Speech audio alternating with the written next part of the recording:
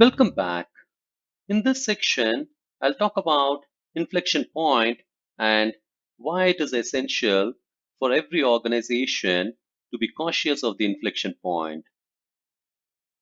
Every industry goes through a transformation.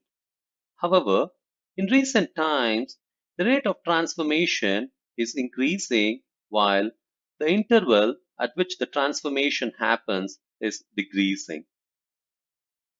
The point at which the transformation happens, giving rise to a new way of doing things, is called an inflection point. If an organization must survive, it must beat the inflection point and lead the transformation. Why does an inflection point important? Since inflection point gives rise to a new normal, making old ways of doing business irrelevant, the product line perishes unless it adapts to a new ways of doing business. The ability of the organization to beat inflection point indicates whether it is the disruptor or the disrupted. Additionally, the adoption of technology is much faster than before. So organization cannot wait to react until disruption happens. Therefore, the only option is to foresee the disruption and beat the inflection point. Here are some classic examples of disruptors and the industries that got disrupted. The music industry has gone through lots of transformation over the last few decades, starting with the gramophone and transforming continuously through radical innovations such as reel tape, cassette tape, CDs, MP3 player, and finally cloud service.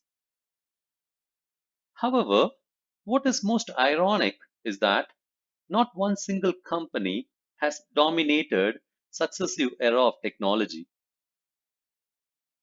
While certain companies have dominated a specific era of technology, they failed miserably to lead the transformation into a successive era of technology.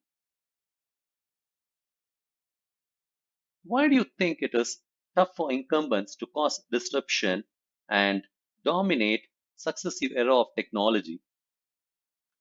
First, risk of cannibalization. Cannibalization of existing products that are cash cows is always the riskiest strategy for incumbents.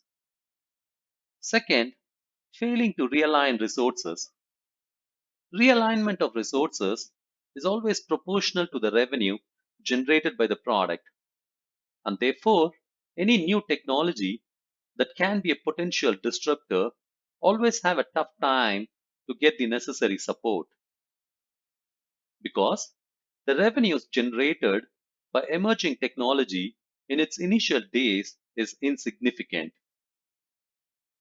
Third, majority of existing customers are happy doing things in older ways and might block incumbent from making the transition unless it becomes really inevitable for them to transform. Fourth, organizations sometimes foresee and recognize the need for change, but they cannot adapt. Probably, organization lack the competence or their culture does not facilitate the change. Fifth, having dominated the market in older ways of doing things, they become too short sighted and arrogant to acknowledge the need for change.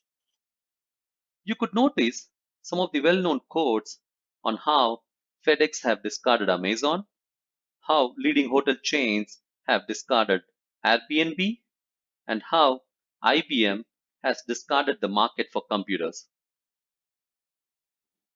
We will discuss in the later section how first three reasons could be addressed through product roadmap to successfully lead the transformation.